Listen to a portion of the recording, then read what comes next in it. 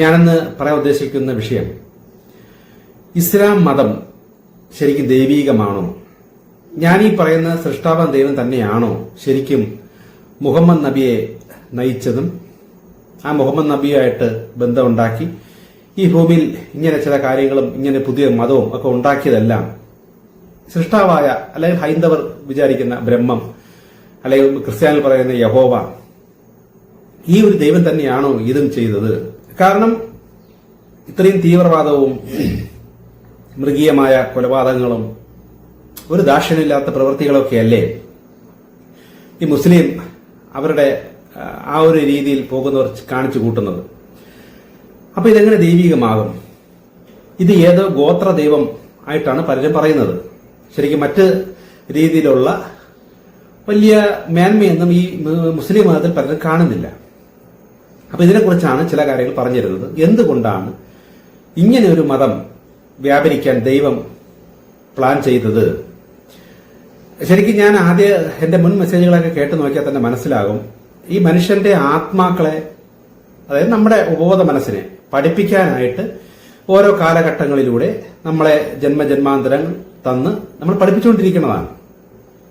അപ്പൊ ഈ അറിവും ജ്ഞാനവും ആ ബുദ്ധിയും മനുഷ്യന് വികസിച്ച് വരുന്നതനുസരിച്ച് ഈ ആസുരിക നെഗറ്റീവ് ശക്തികൾ മനുഷ്യരെ എന്നും പുറകോട്ട് പിടിച്ചുകൊണ്ടേയിരിക്കും.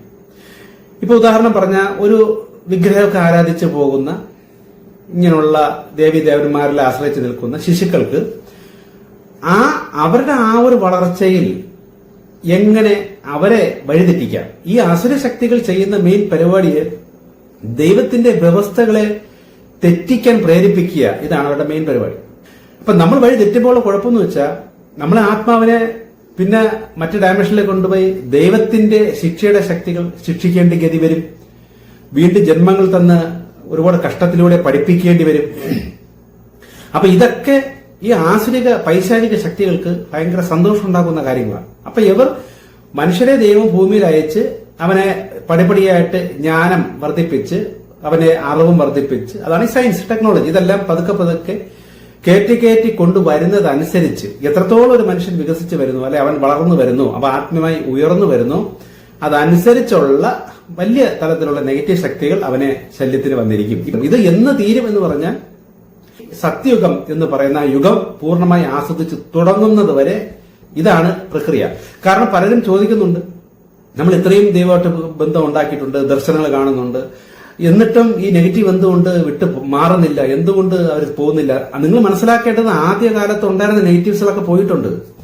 ഇപ്പൊ നിൽക്കുന്നതെല്ലാം കുറച്ചും കൂടെ പവർഫുൾ. നിങ്ങൾ എത്രത്തോളം പവർഫുൾ ആയി വരുന്നു, നിങ്ങൾ എത്രത്തോളം അറിവ് ലഭിച്ച് വരുന്നു, എത്രത്തോളം ജ്ഞാനിയായിക്കൊണ്ടിരിക്കുന്നു, അത്രത്തോളം പവർഫുൾ ആയിട്ടുള്ള നെഗറ്റീവ്സ് വന്നുകൊണ്ടിരിക്കും. കാരണം ഇതൊരു പാഠ്യശാലയാണ്. ഈ ഭൂമി എന്നുള്ളത് ഒരു പാഠമാണ്.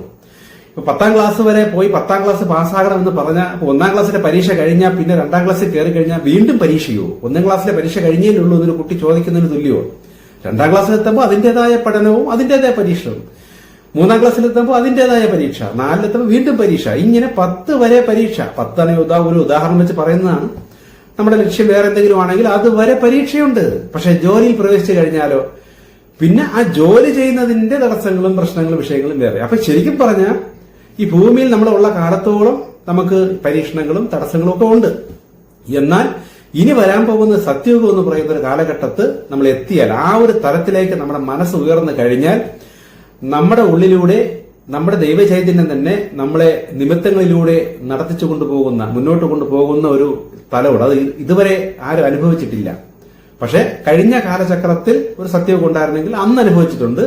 ഈ കാലചക്രത്തിന്റെ സത്യയുഗം വരാൻ പോകുന്നില്ല. അപ്പൊ അത് എന്താണ് എങ്ങനെയാണെന്നൊന്നും പറഞ്ഞുതരാൻ ആർക്ക് പറ്റൂല.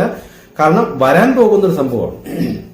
അപ്പൊ അതിലേക്ക് ആത്മാക്കളെ എത്തിക്കാനുള്ള ഒരു പ്രയാണമാണ് പണ്ട് മുതലേ നടന്നുകൊണ്ടിരിക്കുന്ന ഈ ഭൂമിയിലുള്ള ഓരോ കാലഘട്ടങ്ങളും എല്ലാം. അപ്പം ഈ കാലഘട്ടത്തൊക്കെയാണ് ഈ ഓരോ പുതിയ രീതിയിലുള്ള മതങ്ങളും കാര്യങ്ങളൊക്കെ ഉണ്ടായി വന്നത്. ഈ അവസാന കാലഘട്ടത്താണ് ഈ ഇത്രയും മതങ്ങൾ എന്ന് പറഞ്ഞ് തന്നെ ഉണ്ടായി വരുന്നത്. ചിന്തിച്ച് നോക്കണം. ഒരു 3000-4000 വർഷം മുമ്പൊന്നും മതങ്ങളൊന്നും ഇല്ല, മതമൊന്നും ഇല്ല. ഇപ്പോഴാണ് ഈ മതങ്ങൾ, പല ലെവലിലെ മതങ്ങൾ, സമുദായങ്ങൾ, ഈഴവ സമുദായം, നായർ സമുദായം, ഇതൊക്കെ കണ്ടിട്ടുണ്ട്. ഇതൊക്കെ ഒരു വകുപ്പ് നോക്കിക്കഴിഞ്ഞാൽ ഒരു ടൈപ്പ് മതം തന്നെയാണ്. മറ്റൊരു രീതിയിൽ മതത്തിന്റെ വേറൊരു വെർഷൻ. കാരണം നമ്മളാണ് ശരി, നമ്മളാണ് കറക്റ്റ്, നമ്മൾ തന്നെ മതി, നമ്മൾ തന്നെ വേണം. ഇതാണ് ഈ മതത്തിന്റെ ഒരു കുഴപ്പം. ഇതുണ്ടായി വരുന്നത് എങ്ങനെയാണ്? ആരെങ്കിലും വന്നൊരു നല്ല സിദ്ധാന്തമോ എന്തെങ്കിലും ഒരു തത്വമോ പഠിപ്പിക്കുമ്പോൾ അവനെ പിൻപറ്റി നിൽക്കുന്ന ശിഷ്യരിലൂടെ പിന്നെ കുറെ ഫ്രാഡ് ശിഷ്യര് വന്ന് ഒട്ടി കൂടിയിട്ടാണ് പിന്നെ ഈ ഒരു മത ലെവലിലേക്ക് ഇത് മാറി പോകുന്നത്. പക്ഷെ പഠിപ്പിച്ച സിദ്ധാന്തവും പഠിപ്പിച്ച ആ വ്യക്തിയുടെ തത്വങ്ങളും ദൈവം പറഞ്ഞു കൊടുത്ത കാര്യങ്ങളെല്ലാം ഇതിനകത്ത് ഉണ്ടോ എന്ന് വെച്ചാൽ ഉണ്ട്.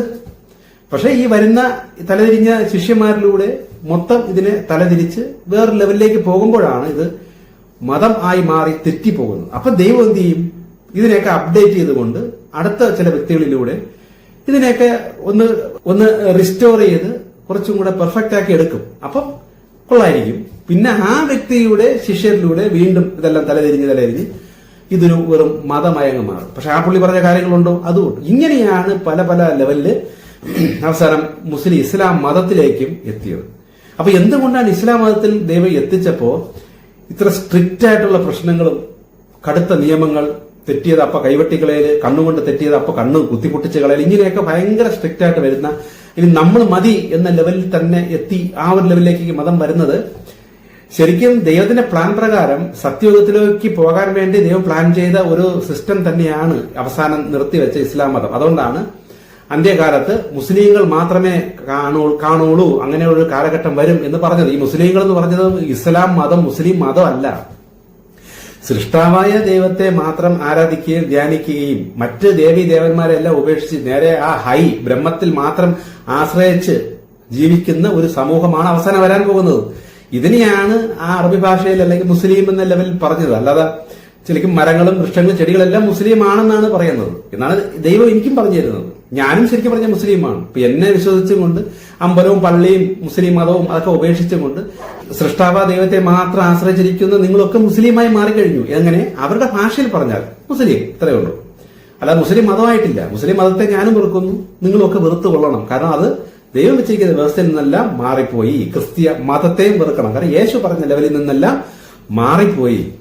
അപ്പൊ ഇനി ദൈവം എന്താണ് ചെയ്യാൻ പോകുന്നത്? അല്ലെങ്കിൽ തന്നെ ഈ മുസ്ലിം മതം അല്ലെങ്കിൽ ഇസ്ലാം മതം എന്ന ലെവലിൽ ദൈവം കൊണ്ടുവന്നിട്ട് മുഹമ്മദ് നബിയിലൂടെ എന്തുകൊണ്ടാണ് മറ്റൊരു വ്യത്യസ്ത രീതിയിലേക്ക് കൊണ്ടുവന്നത്? ഇത് വ്യത്യസ്ത രീതി എന്ന് പറയുന്നത് ദൈവം പണ്ട് വെച്ചിരിക്കുന്ന ഒരു രീതി തന്നെയാണ്.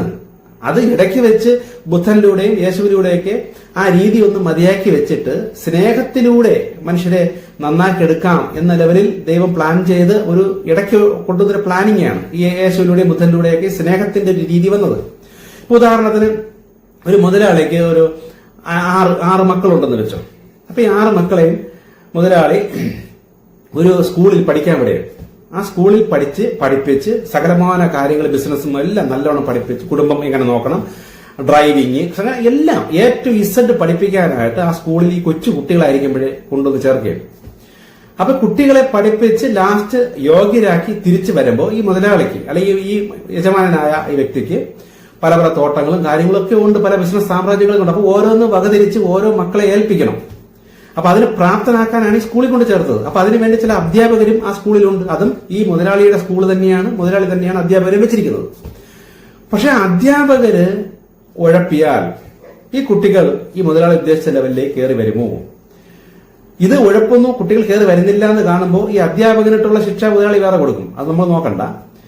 ഇനി ഈ കുട്ടികളിൽ തന്നെ പല സ്വഭാവക്കാരുണ്ട്. ഇപ്പൊ ചില കുട്ടി വിചാരിക്കും, അല്ലെങ്കിൽ ഒരു കുട്ടി വിചാരിക്കും, എന്റെ അച്ഛൻ എന്നെ നല്ലൊരു ജോലി ഉത്തരവാദിത്തം അച്ഛന്റെ ഭാവിയിലേക്ക് വേണ്ടി ഏൽപ്പിക്കാൻ വേണ്ടിയിട്ടാണ് എന്നെ പഠിപ്പിച്ച് നല്ല നിലയിലാക്കി എല്ലാം അറിവോടുകൂടി തിരിച്ചു വരാനായിട്ട് കൊണ്ടുവന്നത്. അപ്പൊ എനിക്ക് ആ അച്ഛനോട് കൂടെ ചേർന്ന് ഇതെല്ലാം ചെയ്യണം എന്ന് മനസ്സിലാക്കി അച്ഛന്റെ അടുത്തുള്ള സ്നേഹം നിമിത്തം അവൻ ആത്മാർത്ഥമായി പഠിക്കുന്നെങ്കിൽ അവന് അങ്ങനെ പഠിച്ചാൽ മതി. അവൻ പഠിക്കുന്നുണ്ട്, അച്ഛന്റെ ഇഷ്ടങ്ങളെല്ലാം മനസ്സിലാക്കുന്നുണ്ട്, അച്ഛനെ അവൻ സ്നേഹിക്കുന്നുണ്ട്, കാര്യങ്ങളെല്ലാം ചോദിച്ചെടുത്ത് ഗുരുവിൽ നിന്ന് ചോദിച്ചെടുത്ത് ഗുരു ഉഴപ്പിയാൽ പോലും, ഗുരു ഉഴപ്പി പഠിപ്പിച്ചില്ലെങ്കിൽ പോലും ആ ഗുരുവിൽ നിന്നും അങ്ങോട്ട് ചോദിച്ചും അവൻ അന്വേഷിച്ചും അവൻ അച്ഛന്റെ ഇഷ്ടങ്ങളോ അല്ലെങ്കിൽ ഈ പഠിക്കേണ്ട കാര്യങ്ങളോ അവൻ തന്നെ കണ്ടുപിടിച്ച് അച്ഛന്റെ കൂടെ ചേർന്ന് നിന്ന് എനിക്ക് ആ ബിസിനസ് അച്ഛൻ ഏൽപ്പിക്കുന്നത് ഏത് ബിസിനസ് ആയാലും നല്ലവണ്ണം ചെയ്യണം എന്ന് പറഞ്ഞ് സ്നേഹത്താൽ നിൽക്കുന്ന 1-2 മക്കളുണ്ടെന്ന് വെച്ചോ, അവര് പഠിച്ചോളും. അതേസമയം വേറെ 1-2 മക്കള് അച്ഛൻ എന്തായാലും പാവ അച്ഛൻ കുഴപ്പമില്ല കൊണ്ട് പഠിക്കാനാക്കി, കിട്ടിയ അവസരം മാക്സിമം എൻജോയ് ചെയ്യാം എന്നും പറഞ്ഞ് ആ സ്കൂളിൽ നിന്ന് അടുത്ത കൂടെയുള്ള അല്ലെ വേറെ അടുത്തുള്ള പെൺകുട്ടികളോട്ട് കഥയൊക്കെ പറഞ്ഞ് സൊള്ളി കറങ്ങി നടന്ന് കുറച്ച് കഞ്ചാവും ലഹരിയൊക്കെ ആക്കി നടന്നു. അപ്പൊ സാറ് കിടന്ന് ഉപദേശിക്കുകയാണ്, അങ്ങനെയാണ് ഇങ്ങനെയാണ് അങ്ങനെയാണ് മക്കളെ അങ്ങനെ ചെയ്യരുത്, മോനെ അങ്ങനെ ചെയ്യരുത് എന്നൊക്കെ പറഞ്ഞ് ഉപദേശിക്കുമ്പോൾ സാറും കുഴപ്പമില്ല, പാവം. അച്ഛനും ഒന്നും അറിയണില്ല, പാവം. അപ്പൊ നമുക്ക് മാക്സിമം സ്കൂൾ വിദ്യാഭ്യാസം തീരണത് ഇങ്ങനെ സുഖിച്ച് അടിച്ച് പൊളിച്ച് ജീവിക്കാം എന്നും പറഞ്ഞ് 2 കുട്ടികൾ അങ്ങനെ ചെയ്യുമ്പോ ഇതാ മനസ്സിലാക്കിയ അച്ഛൻ എന്ത് ചെയ്തു? നേരത്തെ നല്ല അടി കൊടുത്ത് പഠിപ്പിക്കുന്ന ഒരു സാറിനെ കൊണ്ടുവന്ന് സ്കൂളിലാക്കി. എന്നിട്ട് യൗമാര് 2 പേരെയും വിരട്ടിയും അടി കൊടുത്തും നല്ല ശീലങ്ങളും ബാക്കി കാര്യങ്ങളും പഠിപ്പിക്കേണ്ട ഗതികേട് വന്നു. കാരണം അതും മക്കളാണ്. തലതിരിഞ്ഞ് പോകാൻ ആ സ്നേഹമായ അച്ഛൻ സമ്മതിക്കൂല. ആദ്യത്തെ 2 മക്കള് അറിഞ്ഞും കണ്ടും മനസ്സിലാക്കിയും അച്ഛനോടുള്ള സ്നേഹനിമിത്തം അച്ഛനടുത്ത് കൂടെ നിൽക്കണം എന്നും പറഞ്ഞ് അവൻ വാശിയോടുകൂടി എല്ലാം പഠിച്ചു വരുന്നു. അവരെ അടി കൊടുക്കേണ്ട ആവശ്യം വരുന്നില്ല. പക്ഷെ അടുത്ത 2 മക്കള് അച്ഛനും ഈ സ്ഥലത്തില്ല, അച്ഛനൊന്നും അറിയുന്നില്ല, സാറും പാവമെന്ന് വിചാരിച്ച് തോന്നിയതുപോലെ ഉഴപ്പിന്ന് കളിച്ച് നടക്കാൻ തുടങ്ങിയപ്പോ നല്ല അടി കൊടുക്കുന്ന ഒരു സാറിനെ അച്ഛൻ കൊണ്ടുവന്നാക്കി യുവമാരെ അടി കൊടുത്ത് പഠിപ്പിക്കാൻ തുടങ്ങി. ഇനി വേറൊരു കുട്ടി എന്ന് പറഞ്ഞാൽ അല്പുഴപ്പനാണ്. എന്നാൽ അത്യാവശ്യം അച്ഛൻ്റെ അടുത്ത് ഒരു സ്നേഹവും ഉണ്ട്. ഇത്തിരി സാഹചര്യം വരുമ്പോൾ ഒന്ന് ഉഴപ്പിപ്പോവും. അപ്പൊ അങ്ങനെയുള്ളവനെ ജസ്റ്റ് ഒന്ന് വരട്ടും 2 ചെറിയ നുള്ളു കൊടുക്കുമ്പോൾ തന്നെ അവൻ കറക്റ്റ് റൂട്ടിൽ വരുന്ന അടുത്തൊരു മകൻ. അപ്പൊ ഒരു സ്കൂളിൽ തന്നെ നോക്കാം, ഇത്രയുണ്ട്. ഇതേപോലൊരു സ്കൂളാണ് നമ്മുടെ ഭൂമി. അപ്പൊ ദൈവം പണ്ട് വെച്ചിരുന്ന വ്യവസ്ഥ എന്ന് പറയുന്നത് സ്നേഹമുണ്ടെങ്കിൽ സ്നേഹം, അടി കൊടുക്കണമെങ്കിൽ അടി കൊടുക്കണം.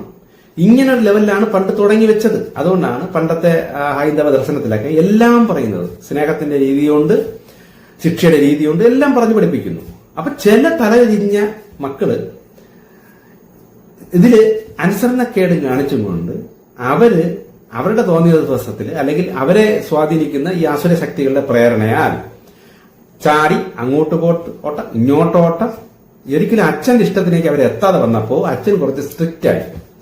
പിന്നെ ശിക്ഷിച്ച് നന്നാക്കുന്ന ലെവലിലേക്ക് എത്തി. അങ്ങനെ കടുത്ത ശിക്ഷയിലൂടെ ഇവരെയൊക്കെ നന്നാക്കേണ്ട ഗതികളിലേക്ക്. അപ്പൊ ഈ ശിക്ഷ കിട്ടും തോറും ഈ മക്കൾ എന്ത് ചെയ്തു? ഈ ഭൂമിയിലുള്ള ആത്മീയ മക്കൾ, നമ്മൾ മനുഷ്യർ ഒളിച്ചും പോത്തും. കാര്യം അച്ഛൻ കണ്ടാൽ ശിക്ഷിക്കും, അല്ലെങ്കിൽ പിടിപെട്ടാൽ ശിക്ഷിക്കും. എന്തുകൊണ്ട്? രഹസ്യത്തിൽ കള്ള. എന്നിട്ട് ഈ മനസ്സും സ്വഭാവം നന്നാവാൻ തുടങ്ങിയില്ല. അപ്പൊ രഹസ്യത്തിൽ കാണുന്ന ദൈവം അവനവന്റെ ഉള്ളിലൂടെയാണല്ലോ ദൈവം എല്ലാം കണ്ടുകൊണ്ടിരിക്കുന്നത്. അതനുസരിച്ച് കൂടുതൽ കടുപ്പിച്ച് ശിക്ഷ കൊടുക്കാൻ തുടങ്ങി. അങ്ങനെ കൊടുത്താണ് പിന്നീട് ഈ ബുദ്ധനിലൂടെയും യേശുവിലൂടെയൊക്കെ ഇനി ഇവർക്കൊക്കെ അപ്പൊ ഒരുപാട് പേര് ശിക്ഷ കടന്ന് അനുഭവിച്ച് കടുത്ത ശിക്ഷണത്തിലൂടെയും ശിക്ഷയിലൂടെയും അവസാനം ഇവരാകെ ഈ ദൈവം എന്ന് കേൾക്കുമ്പോൾ തന്നെ ഈ പേടിയായി തുടങ്ങി. അച്ഛനോട് ഭയങ്കരമായ ഭയം വരാൻ തുടങ്ങി. യോ അച്ഛൻ അടിക്കും, അച്ഛൻ ദുഷ്ടൻ, അച്ഛൻ എന്നെ അച്ഛൻ ഇങ്ങനെ ഒരു ഭയം വരാൻ തുടങ്ങിയപ്പോ ദൈവം ഇതൊരു പ്രോസസ്സാണല്ലോ, ഇതൊരു പാഠശാലയാണല്ലോ. ഓരോ ആത്മാക്കളെയും സ്വതന്ത്രനായിട്ട് വിട്ടേക്കാണ്. അപ്പൊ അവരവരുടെ രീതിയും പഠിക്കുന്ന ലെവലും അനുസരിച്ചാണ് ഈ പ്രകൃതിയും സിറ്റുവേഷനും ഇതൊക്കെ മാറ്റി കൊണ്ടുപോകുന്നത്. അല്ലാതെ ഇതൊന്നും മുൻവിധിയിൽ പ്ലാൻഡ് അല്ല. അതാണ് ആദ്യം നിങ്ങൾ മനസ്സിലാക്കേണ്ടത്. നമ്മളെ വിചാരം ദൈവം ഇതെല്ലാം പ്ലാൻ ചെയ്ത് വെച്ചിട്ടുണ്ട്. അങ്ങനല്ല, പ്ലാൻഡ് അല്ല. മനുഷ്യന്റെ കാര്യത്തിൽ പ്ലാനിങ്ങേ ഇല്ല. ഒരു മനുഷ്യൻ എങ്ങനെ ചിന്തിക്കുന്നു, എന്ത് പ്രവർത്തിക്കുന്നു, അതനുസരിച്ച് അപ്പോഴാ പ്ലാൻ മാറ്റിയാണ് അവനെ പഠിപ്പിക്കുന്നത്. പക്ഷെ ഒരു കാര്യം പ്ലാൻഡാണ്,